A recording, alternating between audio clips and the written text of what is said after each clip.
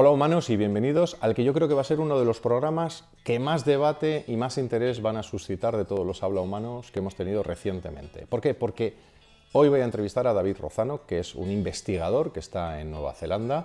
Él es, y no quiero equivocarme, doctor en Ingeniería Informática por la Universidad Autónoma de Madrid y es profesor del Instituto Politécnico de Otago en Nueva Zelanda.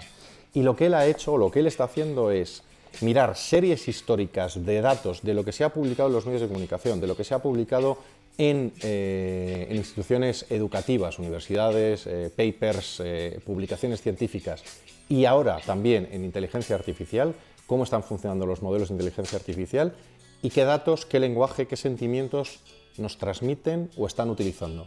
Y verlo en series históricas va a ser enormemente interesante para entender qué nos están diciendo los medios y por qué nos han dicho las instituciones educativas y económicas, educativas y científicas durante estas décadas y qué nos están empezando a contestar las inteligencias artificiales. ¿Tienen sesgo? ¿Utilizan un lenguaje sesgado? ¿Utilizan más unas palabras que otras?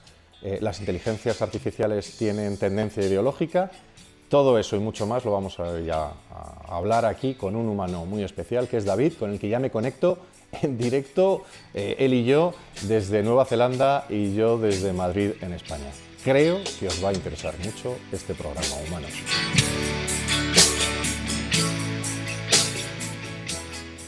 Así que lo mejor es hablar directamente con el humano que tenemos al otro lado. Ya tengo a David Rozado. David, bueno, para ti, buenos días, para mí, buenas noches, buenos días, porque tú estás en el otro lado del mundo, ¿no? Literalmente. Efectivamente, en Nueva Zelanda. Estamos conectándonos desde Nueva Zelanda. Oye, David, pues muchísimas gracias desde las antípodas. Cuéntame, ¿quién es el humano David Rozado? Bueno, pues yo soy un profesor de informática en el Instituto Politécnico de Otago, en Nueva Ujú. Zelanda. Hice un doctorado en Ingeniería Informática en la Universidad Autónoma de Madrid, soy español. Eh, y bueno, en los últimos años he dedicado mi trabajo de investigación a analizar dinámicas de temas que producen las instituciones de producción cultural, como Ujú, los medios de comunicación, las universidades o Wikipedia. ujú. Eso traducido a humano sería, yo que he conocido tu trabajo y he analizado en parte, incluso lo he distribuido en redes en ocasiones cuando he tenido cierto interés, tú eres una mezcla entre un contador de palabras y un medidor de emociones, en cierta manera, pero utilizando tecnología. Sí, yo utilizo métodos computacionales para analizar el contenido que producen estas instituciones de producción cultural, ya que es un volumen muy amplio y pues, Ujú, sería muy difícil hacerlo a mano, por no decir imposible. Entonces, ujú, algoritmos para contabilizar asociaciones de palabras, mediciones de sentimiento, ujú. emociones, etcétera, pues nos ayudan a estudiar el contenido que producen las instituciones utilizando estos métodos computacionales. Dicho de otra manera, por entenderlo la gente, tú conectas desde el New York Times hasta El Mundo, El Expansión, El ABC, La Razón o La Gaceta a un sistema informático y tú eso a partir de ahí, ¿qué tipo de datos sacas? Bueno, pues depende del tipo de análisis que puedas hacer. El más simple, por ejemplo, puede ser simplemente contar palabras para ver qué temas están en auge, qué Ujú, temas son ignorados, pero también existen hoy en día técnicas analíticas mucho más avanzadas, como ujú, utilizar modelos de aprendizaje automático, por ejemplo, que predicen la emoción ujú, dominante en un texto, si ese texto está proyectando rabia, ujú, felicidad, tristeza, miedo, ujú. etcétera. Y bueno, creo que durante la conversación, con los Vamos. ejemplos que daremos, se ilustrará en más detalle. Esto tú lo has aplicado a medios de comunicación, entidades culturales. Yo te he visto muchos estudios o muchos informes sobre el tema de medios de comunicación. Si quieres, hacemos dos secciones. Una, hablamos ahora y nos metemos de lleno en qué has sacado de datos de este análisis en los medios de comunicación del mundo. Y hay otra parte que también me interesa y es que también has empezado a analizar las inteligencias artificiales, o mal llamadas inteligencias en algún caso. Sí, he dedicado bastante tiempo a analizar los medios de comunicación, que son instituciones muy importantes en nuestras sociedades, también el mundo académico, el tipo de artículos Ujú. científicos, académicos que se publican, Wikipedia, y también sí, en los últimos años, por la tremenda importancia y ascenso que están teniendo estos sistemas de inteligencia artificial, me he dedicado a estudiar qué tipo de sesgos son dominantes en el Ujú. contenido que producen. Bueno, pues vamos por partes. Hablemos primero de tus grandes conclusiones o tus grandes descubrimientos, si quieres. A mí me encanta ir al dato en puro. Pondremos mucho gráfico en esta entrevista. Pondremos mucho gráfico, lo más grande posible. Además, los pondré a disposición en los comentarios y cuando lo integremos en la web de Eloquent. Pondremos todos los gráficos para que cada uno también saque sus conclusiones, que tú nos adelantes. Vamos con los medios de comunicación y luego iremos al presunto sesgo ideológico o no, a los test que les has pasado políticos a las inteligencias artificiales para saber si tenían, tienen o van a seguir teniendo sesgo ideológico. Vamos con los medios. Si resumieras en una sola frase todos estos años tuyos de trabajo, en los datos que has extraído, mirando artículo con artículo, palabra con palabra, sentimiento con sentimiento, ¿cuál es tu gran conclusión después de todo este tiempo? Bueno, quizá la tendencia más importante es que en los últimos 10 años los medios de comunicación de muchas regiones del planeta han incrementado de forma dramática el uso de palabras que significan prejuicio. Distintos Ujú, tipos de prejuicio, prejuicio étnico, prejuicio de género, de orientación sexual, etcétera. Pues palabras tales como racismo, machismo, homofobia, transfobia, ujú. etcétera.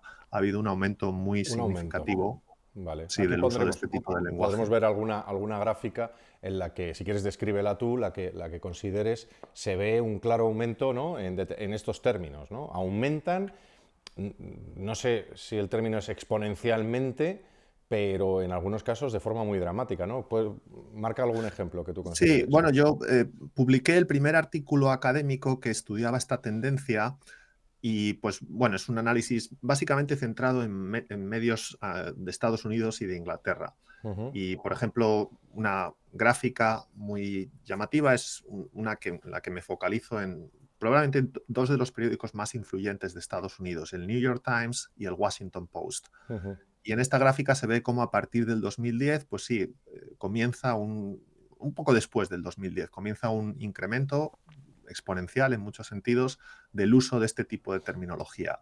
Racismo, xenofobia, misoginia, transfobia, antisemitismo, islamofobia, etcétera. Y ujú, pues con algunos incrementos son muy marcados. Por ejemplo, muy- el uso del término supremacismo blanco pues, se incrementó en más de un 4000% en el New York Times, más de un 5000% en el Washington Post. Y otra cosa que llama la atención también de esta dinámica es el altísimo grado de correlación entre ambos periódicos y, bueno, también ujú. el resto de los medios de comunicación. O sea, Hay un alto nivel de sincronización en el uso de este tipo de lenguaje. O sea, que de repente un término que se venía utilizando, que existía, en algunos casos habrá algún término nuevo, supongo, ahora vamos a eso, pero determinados términos que podían existir, que tú tienes una cierta trazabilidad de su existencia, de repente se empiezan a usar mucho. Y Sí, aquí la duda...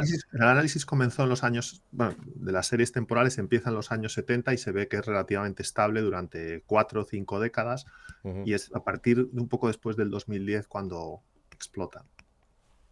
Hagamos dos hipótesis. ¿Esto es huevo gallina o gallina huevo? Es decir, ¿esto es los medios eligiendo determinadas palabras más polarizadas para polarizar más a la sociedad? ¿O los medios son un reflejo de una sociedad que se polariza y empieza a utilizar esos términos? Es decir, quién abre esta tortilla antes? ¿Cuál es tu impresión?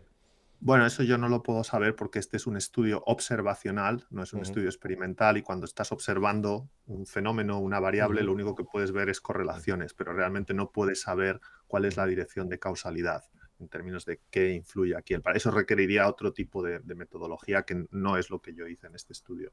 Pero no lo dices tú, lo digo yo, que vengo también no de la investigación en tu caso, pero sí de la docencia en el ámbito de las ciencias sociales, específicamente de la comunicación. Estos gráficos, repito, es interpretación mía, no de David, a partir de tus datos yo interpreto que hay algún agente, ¿vale?, que intencionadamente, porque si no serían una escalada razonable en el tiempo, pero es verdaderas explosiones que además aparecen en un punto concreto, que aparecen simultáneamente en muchos sitios Con lo cual, uno tiende a pensar que hay una intención detrás. En ciencia, en comunicación, cuando de repente todos los medios utilizan la misma agenda, hay una cuestión que está, el agenda setting es muy evidente. Por eso te preguntaba, porque está muy estudiado lo que se llama el agenda setting, lo hemos hablado en alguno de mis chupitos explicativos, el cómo se elige de qué se habla, y en este caso yo creo que hay un muy dramático y muy evidente ejemplo que demuestran tus gráficos de que en determinado momento se toma la decisión de utilizar estos y no otros términos que además tienen ese componente que tú sí mides, que es de polarización o de dramatización. Yo diría, yo fíjate que lo veo más como una cierta dramatización de las cosas porque al final están describiendo lo mismo con términos nuevos, ¿no? Bueno, hay muchas hipótesis que podrían explicar por qué esto ha ocurrido y no creo que tengamos tiempos para delinearlas todas, pero bueno, a grandes rasgos pues hay una hipótesis que diría pues que hoy en día las sociedades modernas saben mejor cómo identificar el prejuicio y denunciarlo. Quizá hace 30 o 40 años esto no era así. Y bueno, existen otras muchas teorías sobre por qué podría estar pasando esto, si es que los medios quieren marcar una agenda, si es que tienen un mensaje que quieren transmitir, etcétera. O el Deux ex machina, ¿no? El que hay un ente externo que se dedica a fomentar la utilización de esas palabras o esos términos, ¿no? Repito, yo te agradezco además, David, aquí no quiero que tú te posiciones, yo creo que tú eres un científico, un investigador y lo que nos vas a es a dar datos, lo que en inglés sería el food for thought, ¿no? El alimento para el pensamiento y que cada uno de nuestros, de la audiencia, saque las conclusiones, les vamos a poner los gráficos y que cada uno de ellos saque las conclusiones que quiera. Yo marcaré aquellas que son mías, que son de Víctor Sánchez, que no son de David, porque, repito, y eres muy generoso en darnos toda esta información para que todos saquemos las conclusiones al nivel que nos sea aceptable. ¿Qué más datos has encontrado o gráficos que puedan ilustrar cambios? Porque yo entiendo que a ti lo que te llama la atención y te mantiene es que hay cambios, ¿no? Es que hay unas tendencias. ¿Qué otro cambio podemos ver que sea relevante? Bueno, tras publicar este análisis sobre los medios fundamentalmente americanos, la pregunta obvia para mí era qué está ocurriendo en el resto del planeta. Sí. Y entonces ahí hice un esfuerzo, la verdad es que bastante sustancial, en recopilar datos de medios de comunicación de todo el mundo. Cinco regiones del planeta: Latinoamérica, Europa continental, África, Asia, la zona de Oriente Medio, y ver qué estaba ocurriendo en el resto del planeta. Y pues una cosa que me llamó la atención es que básicamente este fenómeno, con muchos matices, está ocurriendo en casi todas las regiones del planeta. Pero a esto hay que matizarlo. ¿Qué fenómeno? Ponle tu nombre al fenómeno. El aumento de uso de palabras que denotan prejuicio, pero ¿Vale? con matices. En Europa continental, en todo el mundo anglosajón, Canadá, Australia, Nueva Zelanda y en Latinoamérica, el fenómeno es muy similar. Prácticamente todos estos países están hablando más de todo este tipo de prejuicios. Después hay que puntualizar, ¿no? Por ejemplo, un país como Irán, que es un país donde uno no esperaría que esto estuviese ocurriendo, pues resulta que sí está ocurriendo de forma parcial. En Irán se habla mucho. No, Ni test del que codo, esto el hay que otro sería Corea clarificarlo. del Norte, ¿no? Sí, el Bueno, otro... Corea del Norte justo no lo estudié, pero Irán y China Curioso, sí. Esto es importante clarificarlo porque en Irán, por ejemplo, pues no se habla de la homofobia ni de la transfobia en sus medios de comunicación, pues hasta cierto punto controlados por el régimen, pero sí se habla mucho de la islamofobia y también se habla mucho del racismo, pero no del racismo para hacer una crítica interna, hay racismo dentro de Irán, sino que se utiliza la palabra racismo para denunciar a Sí, Europa continental y fundamentalmente a Estados Unidos de que son países muy racistas, hasta el punto de que llega a la caricatura, ¿no? Por ejemplo, en Irán pues, ves artículos que dicen que en Estados Unidos los médicos se niegan a atender a pacientes afroamericanos o que no se creen que tienen dolor, en fin, un poco unas cosas. Y eso crece en, por ejemplo, en los medios iraníes, o en los En los medios medios en iraníes ha Oriente crecido. Medio o en árabe, por ejemplo, ¿no? Y en Es China curioso. también. En China, por ejemplo, se ve, pues sí, China no habla del machismo ni de la homofobia, en general, sus medios controlados por el régimen, pero sí hablan del Curioso. racismo para criticar a Estados Unidos, decir que en Estados Unidos hay mucho racismo. Con lo cual hay una especie de crecimiento de la intensidad, ¿no? Sería el resumen de lo que sucede, de la intensidad verbal. Hay un incremento de este uso de terminología que hasta cierto punto indica que hay víctimas y que hay opresores, es verdad, En es el cierto que en lenguaje. muchos... No estamos diciendo que esto sea la Sí, verdad, sino estamos no diciendo es que decir, el creo que lenguaje implica, el el uso de ese lenguaje lenguaje se utiliza. trata de conseguir. Sí, y está ocurriendo en muchos países, en muchos países de forma muy similar, ya te digo, Latinoamérica, Europa continental, el mundo Ujú, anglosajón, eh, también países como Israel, etcétera. ujú. Pero Si luego ponemos sí es algún verdad que hay gráfico, sí. matices, hay matices en ciertos países, ¿no? Pues hay matices, pues por ejemplo, el mundo musulmán pues pone más énfasis en la islamofobia, Ujú, Israel pone mucho más énfasis en el antisemitismo, ujú, Estados Unidos pone mucho énfasis en el racismo. España es un caso curioso que pone muchísimo énfasis en el machismo. ujú, España, de los 36 países que estudié, triplicaba en el uso de este lenguaje a cualquier otro país del mundo. ujú. Creo, o sea, que En el uso del término, en el uso del término machismo. de términos que significan Que se dice. prejuicio de género, machismo, Ajá. sexismo, misoginia, etcétera. Creo que esto tiene que ver con que en España utilizamos un término que yo creo que es equivocado para referirnos a la violencia intrafamiliar. En Ujú. España los medios se refieren a ella como violencia machista, mientras que en el mundo anglosajón y en muchos otros países se habla de la violencia intrafamiliar, violencia en el ámbito doméstico, etcétera. Y creo que esto podría explicar por qué los Ujú. medios de comunicación españoles son los que más utilizan este tipo de Vale. terminología. Yo, sin entrar en el fondo, repito, viendo los gráficos que has sido tan generoso de compartir con nosotros, y yo te invito a que nos vayas diciendo cuál tenemos que ir poniendo de los muchos que tenemos a disposición. Dos impresiones mías, repito. Uno, esto es una elección intencionada del lenguaje, ¿vale? Y dos, es un evidente crecimiento de la intensidad. Ahora, en un mundo, te hago una pregunta de control, de test de control, ¿no? Tú has analizado la palabra o las palabras en un mundo que simultáneamente en ese mismo periodo de análisis ha apostado por textos más cortos y por más imagen, ¿vale? Entiendo que la imagen no has podido medirla todavía, pero el hecho de que la información sea más abrupta, más corta, más no sintética, porque no sintetiza, sino que probablemente tiene un efecto multiplicador sobre, o sea, si en un texto largo utilizas una palabra fuerte, vamos a decir, de fuerza, no es lo mismo que da diluir en un texto largo que si el titular lo contiene. ¿Tú puedes hacer una diferenciación en esto? Bueno, todas las métricas que utilizo están normalizadas para que el volumen de datos o No artículos afecte. que se publican en un año o la longitud del texto no tenga un impacto en ellas.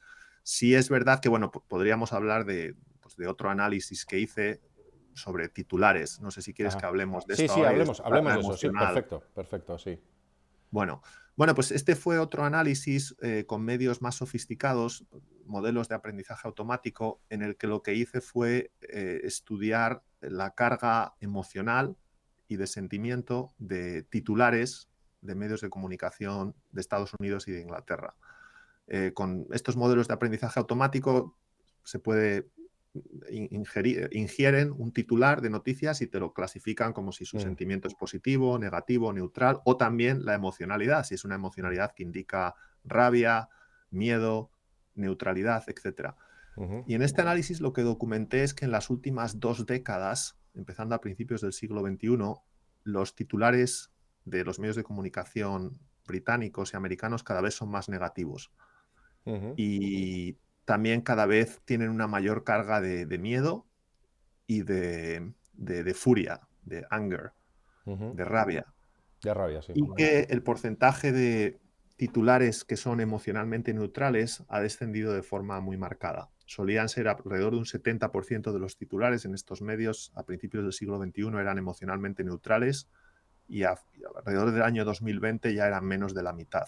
Es decir, ha habido un cambio en el lenguaje, en este uso Ujú. en el uso del lenguaje en los titulares de noticias. Y bueno, creo que esto obedece pues a la necesidad. Los humanos, para bien o para mal, tenemos una tendencia a hacer clic en los titulares sensacionalistas, son los que nos atrapan más la atención. Ujú, Y creo que los medios descubrieron esto, necesitan aumentar sus ratios de ujú. que la gente haga clic y creo que esto ha creado unas dinámicas en las que, bueno, nos podríamos preguntar qué tipo de consecuencias tiene esto para una sociedad, Bueno, estar absorbiendo esta carga de negatividad.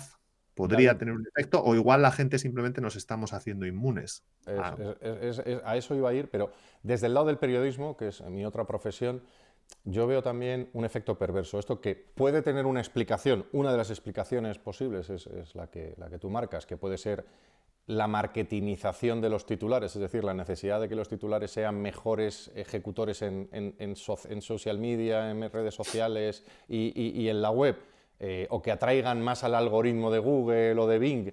Entonces, eso es una tendencia de el redactor escribe el artículo, conociendo cómo funcionan los medios, pone un titular y automáticamente el responsable de SEO o de marketing del medio lo cambia para que sea más atractivo, llamativo, exótico, ¿vale?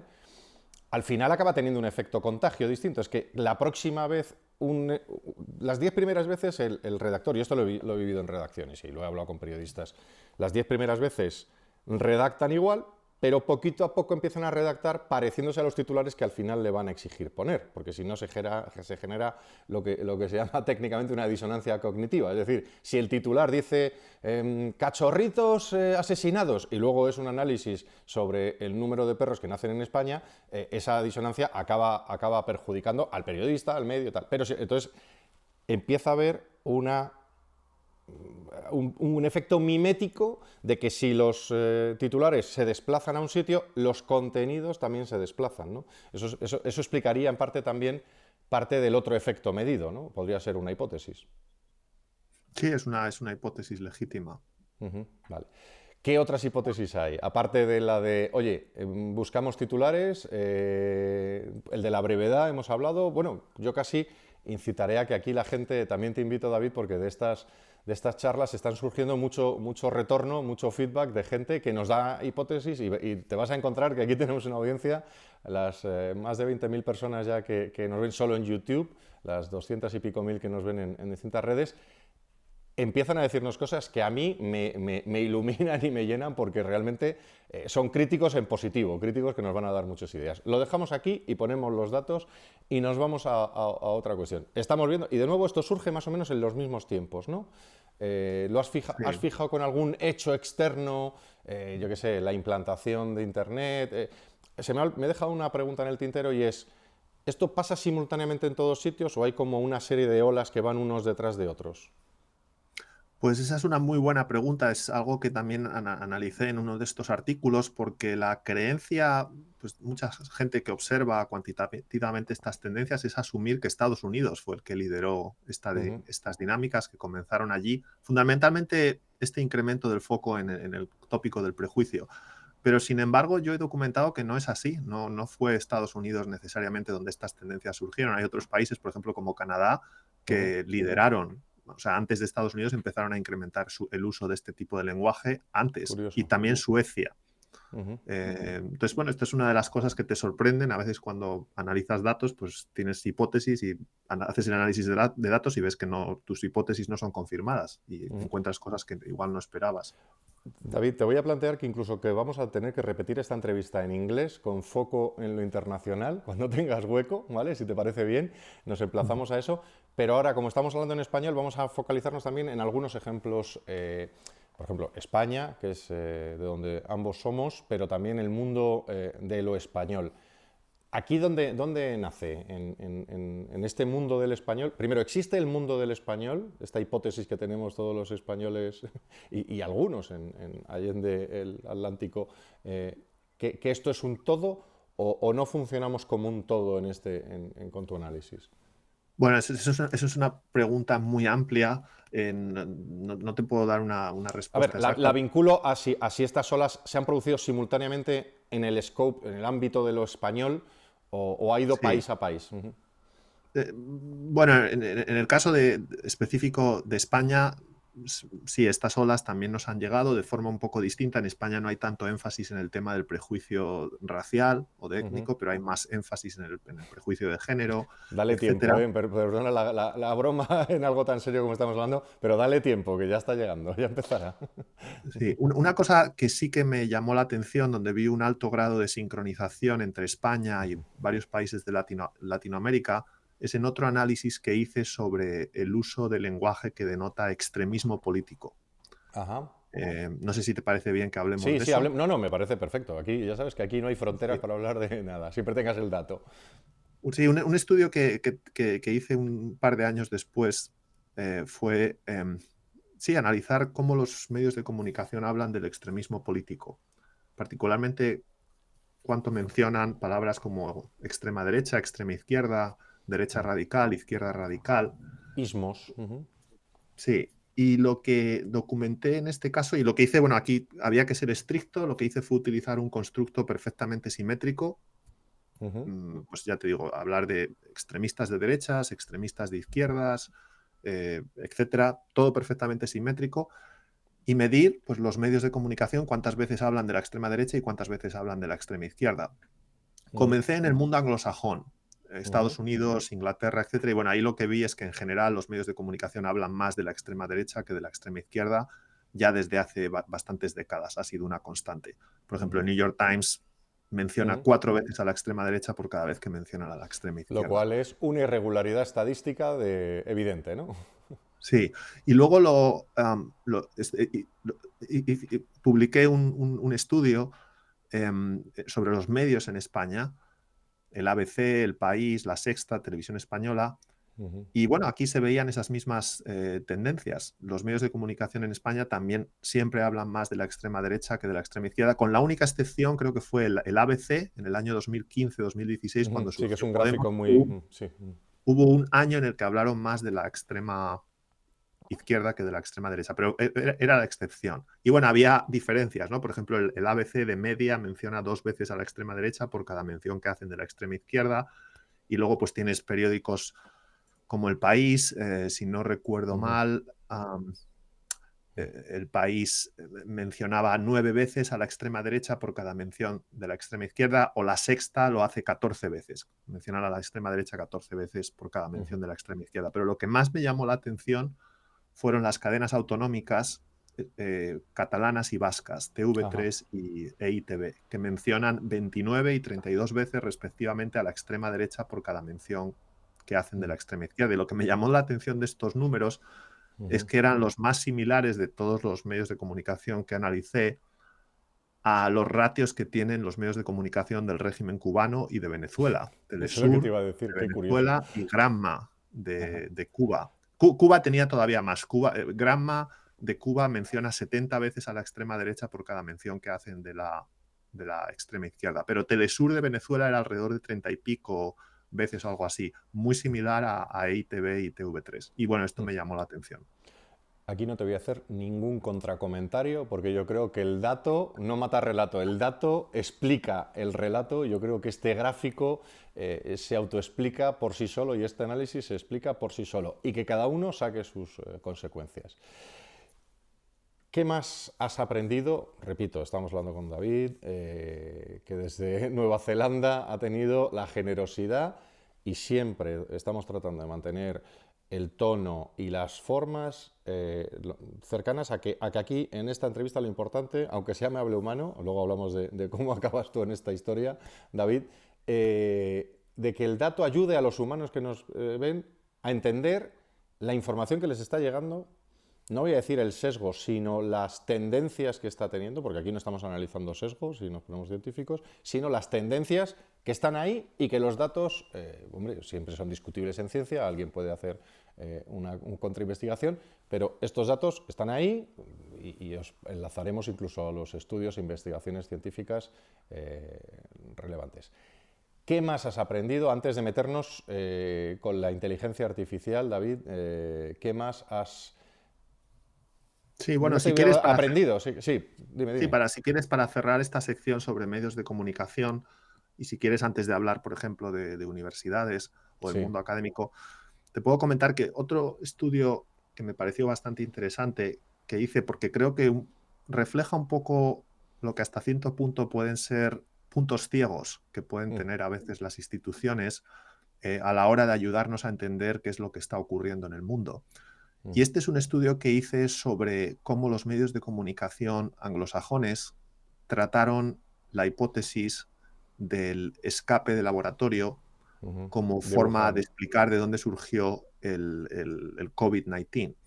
¿No? Bueno, ya sabemos que esta ha sido una pandemia que hasta cierto punto, bueno, cambió el mundo, tuvo un impacto brutal en casi todas las personas del planeta y había básicamente dos hipótesis perfectamente plausibles y legítimas sobre cómo surgió. Una era la hipótesis zoonótica, de inicio, origen natural, y otra era un escape de laboratorio del Instituto de Virología de Wuhan, donde se hacían investigaciones de gain of function research para modificar genéticamente coronavirus y hacerlos más infecciosos de las células epiteliales que cubren el tracto respiratorio humano. Y bueno, pues en este trabajo pues documenté cómo durante los primeros 16 meses de la pandemia, durante el primer año y medio, la hipótesis del escape de laboratorio fue completamente ignorada por la mayoría de los medios de comunicación. Todo era énfasis en la hipótesis zoonótica, los pangolines, los Sí. civets, los wet markets, etcétera. Y pues bueno, el hecho de que en Wuhan había un laboratorio de biología molecular especializado en coronavirus, que habían secuenciado la secuencia genética más cercana al COVID-19, que es un virus que se llama RATG13, la existencia del Furin Cleavage Site, o por ejemplo, el rol de una organización que se llama EcoHealth, que canalizaba proyectos de investigación, grants del Instituto Nacional de Salud a este laboratorio, pues no se habló. Y bueno, yo creo que este estudio pues cuantifica, sí, la existencia a veces de puntos ciegos en instituciones que Sí, que en ciencia necesitamos como dos sociedad para que nos hipótesis, informen sobre lo que sí, ocurre en el mundo. sin más datos, en teoría todas las hipótesis del origen de algo deberían tener el mismo volumen de cobertura, ¿no? Esa sería un poco la hipótesis de la hipótesis, ¿no? Bueno, no lo sé si el mismo volumen, porque bueno, puede ser que una hipótesis sea más plausible que otra y merezca más atención, pero lo que sí que llama la atención es que una hipótesis que eventualmente se Ceteris aceptó paribus, ya en digo, las ceteris paribus, principales... sin datos que lo Sí, demuestren, deberías estar hablando de todas, ¿no? sí, vamos, un hecho es que hoy en día ha habido revistas científicas muy importantes que han aceptado que la hipótesis de un escape de laboratorio es perfectamente legítima, merece ser estudiada, es concebible. Y bueno, pues durante los primeros 16 meses de la pandemia pues se ignoró. Y, y bueno, Bueno, eso está ahí. eso es un dato. Te lanzo también un reto que no sé si lo habrás trabajado, porque igual que hemos hablado de la polarización, podría hablar de tu mecanismo, digamos, tu sistema de análisis podría aplicarse a cosas como temas de ingeniería social. Pues oye, ¿cuántas menciones hay a términos como bebé, maternidad, familia y qué evolución ha tenido eso, por ejemplo? Serviría para medir determinadas hipótesis que también están ahí en el mundo, gente que dice que hay una cierta tendencia, no sé si a la eugenesia, pero sí a desnaturalizar determinados procesos como la familia y tal, u otros. Lo bueno es que tu sistema, digamos, el que es científico, puede reproducirlo, ¿no? Que esa es la base de la ciencia, y cualquiera podría reutilizarlo para acercar ese mecanismo, que yo te felicito porque realmente que algo tan científico se entienda tan bien es uno, porque el tema elegido es interesante y eso es, eso es inteligencia del científico que lo ha hecho, en este caso tuyo, y de quienes te han apoyado, pero además también yo creo que dice mucho de que el descubrimiento es grande, ¿no? O sea, cuando algo se entiende bien es que es algo, a mi modo de ver, es algo relevante, llamativo, etcétera, ¿vale? Hemos hablado de que tu mecanismo, perdona que lo llame el mecanismo, es para simplificar, ¿no? Tu metodología, ¿no? Por ser más, o tus metodologías, las has aplicado a los medios del mundo, internacionales, a los españoles, las has aplicado a la polarización, las has aplicado a esto, y ahora lo has aplicado también a las publicaciones científicas y a los textos que salen de las universidades, ¿no? Y aquí Sí. ¿hay diferencia con los medios o nos encontramos un escenario más o menos parecido? Sí, hay unas diferencias que a mí me han parecido muy interesantes. Básicamente, utilizando herramientas similares, lo que hice fue analizar millones de artículos científicos publicados, académicos, Ujú, publicados en los últimos 120 años. ujú, Y uno de los temas que estudié también fue la emergencia de este tipo de lenguaje que denota prejuicio, racismo, ujú, sexismo, homofobia, etc. Y lo que más me llamó la atención de este trabajo fue que en el mundo académico, en los artículos que publican las universidades, etcétera, ujú. el tema este del racismo tiene unas dinámicas muy distintas a las que se ven en los medios de comunicación. Este tema surgió en el mundo académico en 4 olas. La primera, por motivos obvios, fue poco después de la Segunda Guerra Mundial. Ujú. La segunda ocurrió durante los años 60 y 70, poco después Ujú. de la Acta de los Derechos Sí. Civiles en Estados Ujú. Unidos en el 64, etcétera. La tercera ocurre alrededor de los años 90, durante aquella época que se llamaba de lo políticamente correcto, etcétera. Y la cuarta ola es la que acabamos de vivir a partir del 2010, 2012, etcétera. Y la dinámica importante sobre el uso de este tipo de lenguaje, sobre racismo, Ujú. xenofobia, supremacismo blanco, etcétera, en el mundo académico, es que estas 4 olas vienen, hay un surgimiento, después decrecen, pero este decrecimiento nos lleva a una nueva normalidad que es siempre superior Sí, que a la existente es una previa a la ola. escalera, es una escalera, en cierto. Exactamente. Y esto se ve muy bien en este gráfico, ¿no? Ujú. Luego se ve O que sea, que se consolida lo que en un momento es muy ventana de Overton, en cierto sentido, ¿no? De ese famoso desplazamiento, aquí lo vemos perfectamente. Algo se va consolidando, o sea, una ola consolida una posición, la siguiente ola la reconsolida y de repente el posicionamiento más neutro del final es el más dramático, ¿no? Del origen. sí, existen Ujú. este retorno al nuevo baseline que siempre es superior al baseline previo Ujú. existente. Y bueno, esto es con respecto al racismo. Con respecto al prejuicio de género, pues es también muy interesante porque en el mundo acá, bueno, pues esto, prácticamente este tema o no se hablaba de él o no existía un vocabulario para hablar de él hasta los años 70, Ujú. Sí. básicamente, que es donde surge en una primera ola. Y después hay una segunda ola también a partir del 2010-2012. O sea, este fenómeno ha tenido 2 olas. ¿Con qué Y tipo una de términos, por ejemplo? Feminismo. sexismo, patriarcado, Sí. discriminación de género, misoginia, Ujú. sexista, cosas así. Sí, Y este lo que gender llama, en inglés. Ujú. sí, este lo que llama la atención es que existe una latencia de tan solo unos pocos años, a principios de los 70, con las que esta primera ola sobre el prejuicio de género viene con unos solo pocos años de retraso con respecto a la segunda ola del prejuicio étnico o racial. Y esto parece como si hubiese una mimetización Ujú. de académicos que empezaron a hablar de este tema, fijándose en cómo Sí. se hablaba sobre el tema del prejuicio étnico. Y esto a mí me parece interesante. Y luego esto vuelve a ocurrir con respecto al prejuicio de orientación sexual. Lo que pasa que este Ujú. ya es bastantes años después, en los años Ujú. 80, durante la epidemia del SIDA, etcétera. Hay una Y esto a mí me hipótesis. parece muy, muy interesante. Una Y hipótesis después, bueno, de este calco podría ser el bandwagon effect de, oye, veo que los catedráticos o científicos que se dedican a esto reciben becas, reciben tal, pues ahí puede haber podría ser una hipótesis de imitación por imitation by success, ¿no? O sea, el de si tiene éxito, yo también lo imito, ¿no? y después pues se ve que esto surge también ya en el siglo XXI, pues con respecto al prejuicio por preferencias religiosas, islamofobia, etcétera. Pero bueno, también con respecto al prejuicio de identidad de género.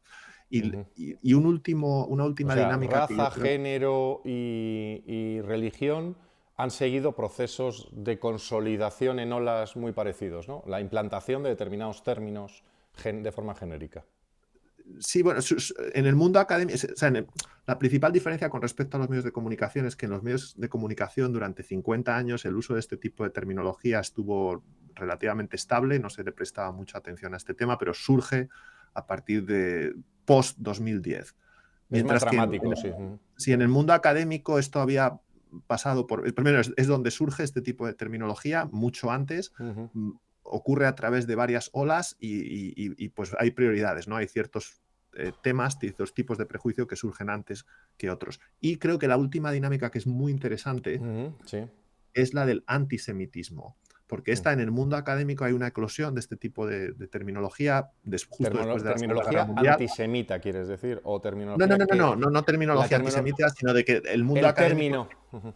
sí produzca artículos en los que hablen del antisemitismo. Esto ocurre poco después de la Segunda Guerra Mundial, por Evidente. razones obvias, pero este es el único tipo de prejuicio que no ha crecido en el mundo académico desde la Segunda Guerra Curioso. Mundial. O sea, has permanecido, tuvo este pico, decreció en los años 50 y se ha mantenido relativamente estable. Y esto es muy distinto a todos los otros tipos de prejuicios. Y también es muy distinto a la dinámica que hay en los medios de comunicación, donde también surgió este incremento en el uso de este tipo de terminología post-2010. Y bueno, para resumir, creo que esto lo que indica es que tanto periodistas como académicos en los últimos 10, 15 años tienen muchas similitudes en este tipo de temas a los que prestan atención con respecto al prejuicio de sexo, de orientación sexual, etcétera, con la excepción del antisemitismo. Esto creo que lo que apunta es que hay alguna diferencia entre el mundo periodístico de Estados Unidos, por ejemplo, de Inglaterra, y el mundo académico con respecto al antisemitismo. Vale. Hemos analizado, has aplicado tus metodologías a los medios y salen unas conclusiones que cada uno vea los gráficos. Repito, los han tenido aquí en el vídeo puestos en pantalla, los pondremos en mayor resolución cuando lo inserte en la web. Pondré un enlace en la descripción del vídeo. A los medios, al mundo académico, y ahora nos nace un monstruito, yo lo llamo así, ¿no? Todavía no sabemos si peludo o no, que es las inteligencias artificiales o la inteligencia artificial, ¿no? Que, claro, la gran pregunta que yo me hago, y esto lo hemos hablado tú y yo en alguna ocasión, y lo hemos debatido también con otras personas, si los datos que se inyectan, o sea, hay dos posibilidades. Una inteligencia artificial es tan inteligente como los datos que se le inyectan, ¿correcto? ¿Qué datos se le... o quién le inyecta los datos? Que esa es la otra posibilidad. Es decir, yo si es mi inteligencia artificial, puedo hacer una selección, un bias, una selección específica que tenga una tendencia. ¿Tú qué has hecho con las inteligencias? Yo creo recordar que les has pasado test de sesgo político, de orientación política. ¿Y el gran titular cuál es? ¿Hay inteligencias artificiales de izquierdas? ¿Hay inteligencias artificiales más de derechas? ¿O la cosa está más o menos equilibrada? ¿O la cosa está cambiando? Bueno, pues la historia completa es que poco después de que surgiese ChatGPT, yo creo que fui, no sé si la primera persona que le aplicó un test de orientación política, pero creo que sí el primero en publicarlo. Yo es el primero que leí, ¿eh? Es el primero que leí y lo difundí en mis redes, el tuyo. Sí, y bueno, pues simplemente apliqué un test de orientación política a ChatGPT y bueno, los resultados parecían indicar un cierto grado de... Es decir, el test diagnosticaba las respuestas de ChatGPT a preguntas con una carga política, como de manifestar preferencias por opiniones políticas a la izquierda del centro. Pero bueno, esto es hasta cierto punto anecdótico. Un test siempre puede ser criticable de que puede estar sesgado. El propio test puede estar sesgado. Y era solo un modelo de inteligencia artificial, hoy existen muchos. Entonces lo que hice fue hacer esto de una manera más rigurosa, pues aplicando 11 tests de orientación política a 20 y pico tipos de inteligencia artificial, tanto las que son closed source, de empresas como Anthropic, OpenAI, Google, como los que son open source, los modelos de Meta, los modelos de universidades y otros modelos que hay por ahí. Y bueno, aquí los resultados fueron bastante consistentes. La mayoría de estos sistemas de inteligencia artificial, cuando se les hace preguntas con una carga política, la mayoría de los test de orientación política diagnostican las respuestas de estos sistemas de inteligencia artificial como que manifiestan preferencias por puntos de vista a la izquierda del centro político. Es algo bastante consistente. Añado un matiz y un asterisco, una nota al pie, eso cuando te contestan, porque hay determinados temas que literalmente tú le pides que te haga un poema sobre todo el espectro, un poema sobre todos los partidos del espectro político y, por ejemplo, se resiste a los de uno más que a otros, es decir, determinado, ¿no? Eso imagino que lo tienes, sería otro análisis distinto, pero sí, ese sería otro análisis. Ese sería otro análisis, pero eso, yo recuerdo que tú entablamos esta conversación cuando yo le pedí una cosa a una inteligencia artificial y me decía que no podía sobre un tema y sin embargo se la pedía sobre otro partido y me lo hacía inmediatamente. Básicamente era, hazme una canción épica sobre A o hazme una canción épica sobre B. Uno decía, no puedo, no puedo, me la hacía sobre B y le decía, pero si me la haces sobre B, ¿por qué no me la haces sobre A? Ah, disculpa, ahora te la hago, ¿vale? Es un poco sorprendente. Entonces, hay un sesgo. Ahora, vayamos al origen de este sesgo. Sabemos que, y de hecho hay incluso demandas de que determinados medios de comunicación, por ejemplo, han demandado a las empresas de inteligencia artificial porque dicen que les han alimentado con sus datos. Concretamente, quiero recordar el New York Times, creo que el Wall Street Journal, hay un grupo de medios norteamericanos que han demandado a las inteligencias artificiales o a las empresas diciéndoles, oiga, que es que usted ha absorbido mis datos. Con lo cual tenemos comprobación de que prioritariamente han cogido los medios de referencia. Por ejemplo, en España han cogido El País como uno de los medios más importantes. Curiosamente, probablemente voy a hacer voy a pensar bien intencionadamente, y es porque era el más grande, el que más edición tiene y tal, pero también es el que tus anteriores estudios también han demostrado que no sesgos, pero sí han tenido tendencias explosivas con respecto a determinados posicionamientos. ¿Tú qué piensas? Porque no tenemos el dato. Aquí yo creo, salvo que me sorprendas, ¿tenemos el dato sobre por qué están sesgados a la izquierda las inteligencias artificiales?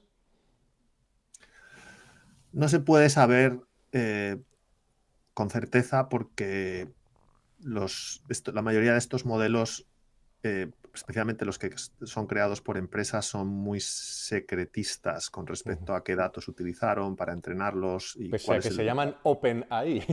Sí, esa es la ironía, sí. Eh, pero bueno, se sabe por los modelos que sí son open source y por lo que estas empresas hacían antes de pues, cerrarse y ya no publicar el tipo de datos que utilizan. Sí que se sabe que el volumen de datos de entrenamiento es muy alto, cubre un porcentaje muy, muy amplio de Internet. Y esto es solo una fase del entrenamiento, es la computacionalmente más cara, pero esta absorción de datos, de ideas, de Internet es solo una parte del entrenamiento. Después viene otra parte que se llama fine tuning en inglés, Sí, tuneamiento, en el que básicamente seres humanos enseñan a este sistema sí, cómo el debe de ajuste responder. fino, sí. Y bueno, sí, claro, una pregunta obvia es de dónde vienen estas preferencias. Bueno, unas personas lo llamarán sesgos, otras personas lo llamarán preferencias. ¿De dónde vienen? ¿Vienen de los datos o vienen de este ajuste fino que hacen los seres humanos después? Y bueno, la respuesta la verdad es que es complicada. Estos modelos intermedios, los que simplemente han sido entrenados con el contenido de Internet, se llaman base models y también se les puede aplicar test de orientaciones políticas. Lo que pasa es que son modelos con los que es muy difícil trabajar porque su misión es completar documentos de Internet. Entonces tú les haces una pregunta y a menudo lo que hacen es responderte con más preguntas. Creen que Sí. están completando un documento de Internet. Yo sí que tengo estudios preliminares donde se ve que ya existe un cierto grado de preferencia en este tipo de modelos. Son unos datos que todavía no he publicado, pero sí existe ya como una especie de tendencia, pero es muy leve, es muy leve. Y de hecho, o sea, lo que yo he tendido a ver es que estos base models han absorbido tal volumen de contenido de Internet que han mapeado muy bien todos los puntos de vista de orientación política. Y que a veces si les haces una pregunta de orientación política y les condicionas de cierta manera para que respondan de forma adecuada, que se puede hacer ajustando el prompt, lo que hacen es, pueden aterrizar en cualquiera de estos puntos del espacio Ajá. paramétrico de opiniones políticas de forma prácticamente aleatoria. Y si les haces test de orientación política, ves que son relativamente neutrales. Es cuando les empiezas a preguntar por opiniones que te hagan recomendaciones sobre policies, leyes, etcétera, donde sí se ve unas ciertas preferencias. O Pero sea, en general yo creo y que han mapeado... esto es una evolución, es decir, que estaba sesgado y se está dessesgando, ese sería el titular un poco que podemos sacar. No, no, no. Sí, creo que estamos entrando quizá en temas que son un poco complicados. Básicamente lo que diría es que estos modelos son entrenados en un volumen de Internet enorme, han mapeado perfectamente el espacio paramétrico de opiniones políticas y te pueden defender muy bien cualquier punto de vista político. A lo que voy Estos mismos, porque lo conocen muy bien, lo han visto en su corpus de texto con el que se han entrenado. pero te reformulo la pregunta, es decir, esto, tú estábamos analizando la media, es decir, de media tiene un cierto sesgo hacia un lado u otro, pero tú lo que estás diciendo es que han aprendido a ser más miméticos con el que pregunta, con lo cual si el que pregunta... No es que hayan aprendido, es que no, si bueno, que les están empujas en diseñados. una cierta dirección, Si les Acaban dices, siendo consistentes en esa dirección, ¿no? Es decir, que si si te les hago dices muchas adopta el preguntas sobre punto, Gramsci, acabas respondiéndome mucho sobre sobre el capital, ¿no? básicamente si les dices adopta el punto de vista de un republicano que está a favor de cortar impuestos y no sé qué tal, van a conocer muy bien esa forma de pensar y se pueden aplicar. Salvo la parte de no respuesta que sigue estando ahí de cierto Claro, pero filtro es que de... eso viene después, eso viene Mm, con ese proceso de tuneado fino en el ujú, que ciertos seres humanos, bueno, ciertos no, pero vamos, a través de este pipeline de preparación de estos modelos sí, se les puede ajustar de qué temas deben hablar, de qué temas no deben hablar. ujú, vale. En fin, Que igual es eso, un...